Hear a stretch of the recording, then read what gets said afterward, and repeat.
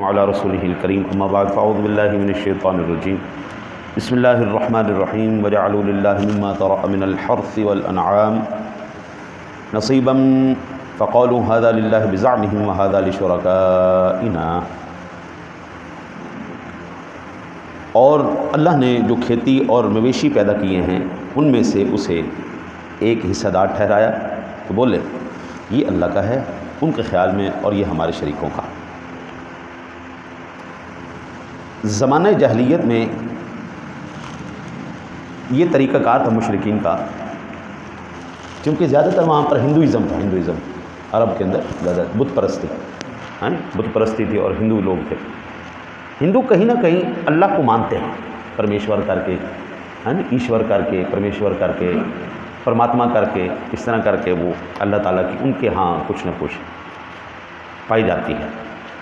پھر اللہ کے ساتھ شریک بھی ٹھہراتے ہیں۔ ہندو کیا کیا کرتے تھے، وہ اپنے باغوں میں، درختوں میں، پھلوں میں، چوپایوں میں، مالوں میں سے حصہ مقرر کرتے تھے کہ یہ حصہ جناب یہ اللہ کا ہے اور یہ حصہ بتوں کا ہے۔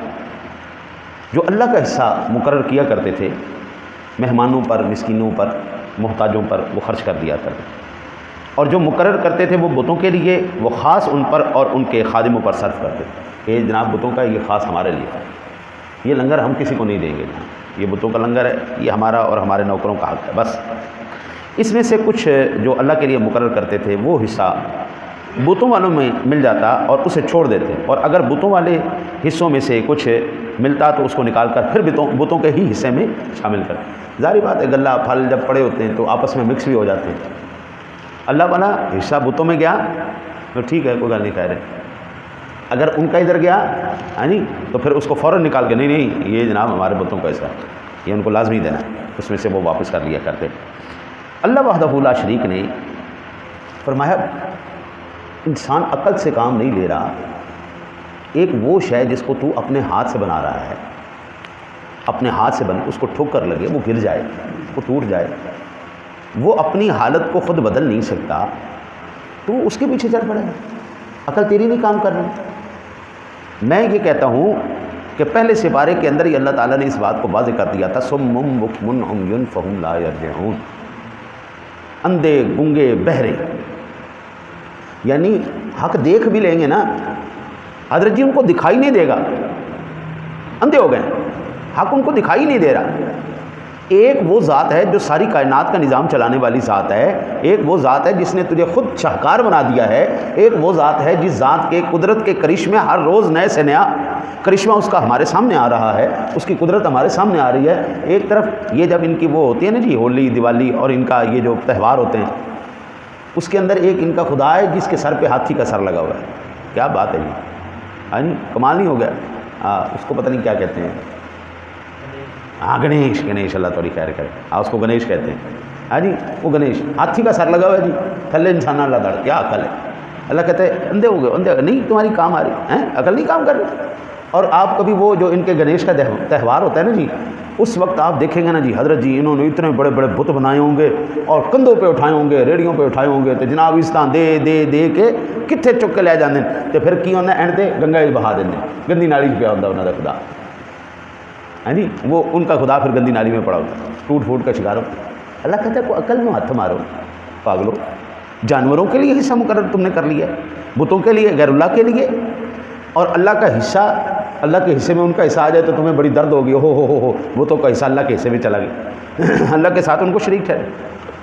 ایک پڑھے لکھے ہندو کے ساتھ میری بات ہوئی، اس نے یہ بڑا ایک اعتراض اٹھایا، اس نے کہا دیکھیں نہیں آپ ہمیں مشرک کہتے ہیں اور کام تو آپ بھی ہمارے جیسا کرتے ہیں۔ میں کہتے دسو کس طرح، ہم کس طرح کام کرتے ہیں تمہارے بات؟ کہتے ہم اگر اپنے بتوں کو مانتے ہیں تو تم اولیاء اللہ کو مانتے ہو، ایسا سوال ہے جی۔ کہتا ہم بتوں کے آگے نظر و نیاز چڑھاتے ہیں تو تم درباروں پہ نظر و نیاز چڑھاتے ہیں، سوال تو اس نے اپنی طرف سے بڑا کمال بنا کے کیا کہ جس طرح ہم یہاں پر کرتے ہیں تم بھی وہاں پہ کرتے ہو۔ میں نے کہا اللہ کے بندے، اسلام کے اندر نا جی ٹھیک ہے اللہ کو ولی کو اللہ نے بڑی شان دی، لیکن اسلام کے اندر جو سپریم ذات ہے نا جی، اس کا نام ہے جناب محمد الرسول اللہ صلی اللہ علیہ وسلم۔ وہ خالق ہے ہمارا، وہ معبود ہے. ہم اس معبود کے بعد تو ولیوں کی بات کر رہے ہیں، ہم جناب محمد الرسول اللہ صلی اللہ علیہ وسلم کی بھی عبادت کے قائل نہیں ہیں. حضور کی ذات کی خاطر ہماری جانیں قربان ہیں، لیکن ہم حضور کی عبادت نہیں کرتے. عبادت صرف ایک ذات کی ہے. آج تک کسی بندے کو حضور کے سامنے یا کسی ولی کے سامنے سجدہ کرتے دیکھا تم نے؟ حضرت جی تم لوگ تو ڈائریکٹ ان کے سامنے سجدہ کر رہے ہو اور ڈائریکٹ ان سے مانگ رہے ہو. سجدہ صرف اللہ کی ذات کو ہے، ہم ان کو سجدہ تو نہیں کرتے. جو ہم وہاں پر وہ پیش کرتے ہیں وہ بھی اللہ اور اس کے رسول کے حکم کے مطابق وہاں کے مساکین اور غربا کے اندر تقسیم کیا جاتا ہے، مسافروں کے لیے کیا جاتا ہے، نہ کہ ہم ان کے اوپر چڑھاوے چڑھاتے ہیں. نہیں، یہ 11ویں شریف کرتے ہیں، اہتمام کرتے ہیں، 12ویں شریف کرتے ہیں، ہم جتنے بھی یہ سارے سلسلے کرتے ہیں، کیا یہ عبادت سمجھ کے کرتے ہیں کہ غوث پاک کی ہم عبادت کرنے لگے؟ اور نہیں جناب، ہم ان کے اصل ثواب کے لیے کرتے ہیں کہ نظر ہے، نیاز ہے، لنگر ہے، جو بھی ہے یا اللہ تیرے لیے ہے. وہ نظر و نیاز سب کچھ اللہ کے لیے ہے. ہم کعبے میں بھی جاتے ہیں نا جی حضرت جی، ہم کعبے کو سجدہ نہیں کرتے، کعبہ ہماری سمت ہے. آپ نماز میں جب وہ کہتے ہیں نیت کرتے ہیں تو کیا کہتے ہیں؟ 4 تکبیر نماز، اپنا 4 رکعت نماز فرض واسطے اللہ تعالیٰ کے، منہ طرف قبلہ شریف پیچھے. ہم یہ کہتے ہیں کہ واسطے کعبہ شریف دے؟ نہیں جناب، ہم نماز اللہ کے لیے پڑھتے ہیں، ہم عبادات ہماری نظر نیاز سب کچھ اللہ کے لیے ہے، لیکن وہ جو ثواب ہمیں حاصل ہو رہا ہے وہ ان کی روحوں کے لیے ہم پیش کرتے ہیں. اور یہ قرآن ہمیں کہتا ہے ربنا اغفر لی ولوالدی وللمؤمنین یوم یقوم الحساب. اے بندے اس طرح اپنے فوت شدگان کے لیے مغفرت کی دعائیں کیا کرو، اپنے والدین کے لیے، اپنے سارے مومن مسلمانوں کے لیے. پھر اللہ کے ولی تو وہ ہیں جن کو ان کو عزتیں عطا فرمائے. ہم ان کو معبود سمجھ کے ان کے مزارات پہ حاضری نہیں دیتے. ہم اس لیے وہاں پہ حاضر ہوتے ہیں کہ وہ خاص مقامات ہے جہاں پر انوار و تجلیات الہیہ کا خاص نزول ہے، ان میں سے کچھ ہمیں بھی حصہ حاصل ہو جائے. حضرت سیدنا زکریا علیہ نبینا علیہ الصلوۃ والسلام کا ذکر پاک آپ کو ملے گا قرآن پاک کے اندر. جب حضرت زکریا علیہ السلام گئے بی بی مریم کے پاس محراب میں تو پوچھا، قال یا مریم انا لکی ھذا، یہ قسم قسم کی نعمتیں کہاں سے آئیں، یہ پھل کہاں سے ہے؟ قالت هو من عند اللہ، یہ تو میرے اللہ نے مجھے عطا فرمائی. بھائی اللہ کا ولی ہو یا ولیہ ہو، جہاں پر ہوگا وہاں پر خاص انوار و تجلیات کی برسات ہوگی. نماز ہم گھر میں بھی پڑھ سکتے ہیں، لیکن ہم مسجد میں کیوں آتے ہیں؟ یہاں پر خاص انوار و تجلیات کا ایک سلسلہ ہے، جماعت ہے، یہاں پر ثواب زیادہ ہے. یہاں پر آنا، یہاں پر مساجد میں آ کے نمازوں کا اہتمام کرنا، یہ حضور کا طریقہ ہے، صحابہ کا طریقہ ہے. مزارات پہ جانا، فوت شدگان کی قبروں پہ جانا، یہ حضور کا صحابہ کا طریقہ ہے. ہم اس طریقے کو زندہ کیے ہوئے ہیں، نہ کہ ہم معبود اور عبادت سمجھ کے ان کے مزارات پہ جا رہے ہیں. جاہلوں کی جو ہے نا جی حرکات، اب یہاں پہ ہزاروں پیر جو سجدہ کرواتے ہیں، ہم ان کو کہیں کہ جناب یہ اسلام کے پیش کرنے والے ریپریزنٹیٹیو بھی ہیں، سوال ہی پیدا نہیں ہوتا. ان بیچارے کو آپ نہیں پتہ ہوتا ان کی دسے گا. وہ بیچارہ خود جاہل ہے کہ اللہ کی ذات کے بعد سجدہ ہے ہی نہیں کسی کو، وہ آپ کو کیا بتائے گا. حضرت جی سادہ سی بات ہے، جو پیر آپ سے لے نا 5000 روپیہ حساب کرنے کا 1000 روپیہ لوے تویز دا، تسی کہندے واہ واہ واہ، اے ہوئی نا گل. آدھے نال ہی پہلی گل ٹھوک دے جناب ماشاء اللہ ماشاء اللہ، بندے تو تسی بڑے ٹھیک ہو، لیکن ہوئی تواڈے نال بڑی زیادتی.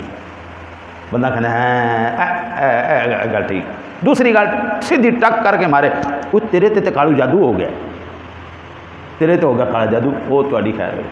اچھا جی، وہ کالے جادو تو جان چھوڑ دی، تیرے تے سایہ ہو گیا، اور پھر جان چھوڑ دی، وہ تیرے تے کسی نے تویز کراتے ہیں. لو جی بندہ انج پھسدا جاندا ہے کہ میں نا جی واہ واہ واہ واہ. وہ کہندا جی اصل پیر ہے تے یہی پیر ہے، تیرے تے سایہ ہو گیا. خدا کی قسم ہے، رب کعبہ کی قسم ہے، 90% کیسوں میں ایسا کچھ ہوتا ہی ہو.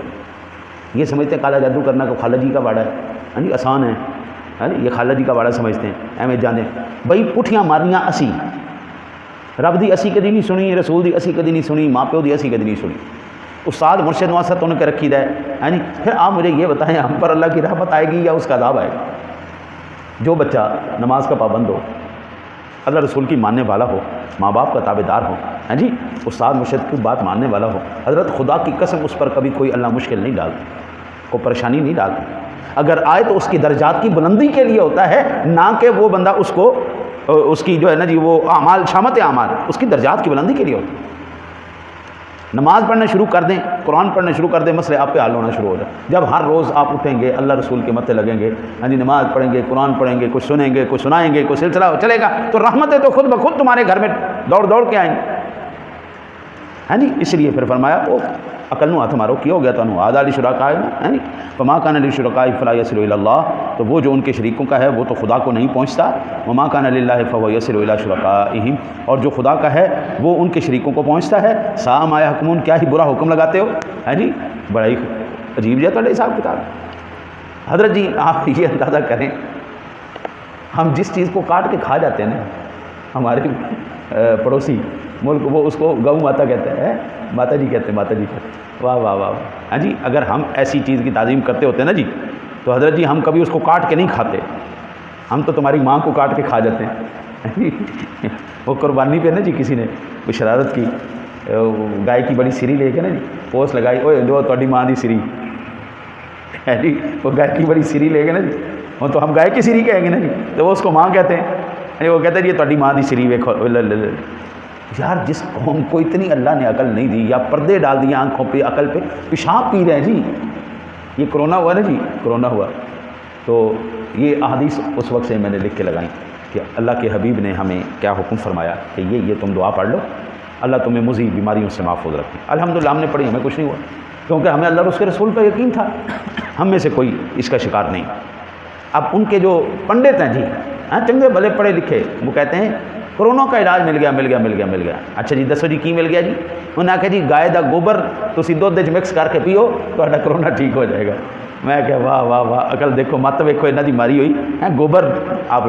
اور ایک نے کہا کہ آپ پورے جسم پہ گوبر مل لیں گائے کا تو آپ ٹھیک ہو جائیں گے۔ پھر اللہ کے فضل نال جدوں انہوں نے یہ ٹریٹمنٹ کی تو پھر لاشاں بھی انہوں نے ساڑیاں پئیاں سن، اتنی گندگی اور اتنا وائرس پھیل گیا۔ یہ دو جہاں کا بادشاہ، اس قرآن کو اللہ نے اس جہان میں بھی عزت دی، اس جہان میں بھی یہ عزتوں کا مالک ہے، جہاں پر روزانہ پڑھا جاتا ہے، مکہ شریف میں اور مدینہ شریف میں اور ہماری مساجد میں۔ خدا کی قسم یہ پوری دنیا کی جو ورلڈ ہیلتھ آرگنائزیشن ہے اس نے یہ ریٹن میں دیا تھا، نہ کعبے میں کرونا آیا ہے، نہ مدینے میں کرونا آیا ہے، مسجدیں بھی کرونے سے محفوظ رہیں۔ کیوں؟ جہاں پر حضرت جی روز اللہ کا کلام ذکر کیا جائے وہاں کا بیماری آ سکتی ہے، بیماریاں آتی ہی اسی وجہ سے ہیں، ہم اللہ رسول سے دور ہو گئے۔ اللہ سے دعا ہے اللہ آپ کو مجھے عمل کی توفیق عطا فرمائے۔ اللہم صلی علی سیدنا و مولانا محمد مبارک وسلم۔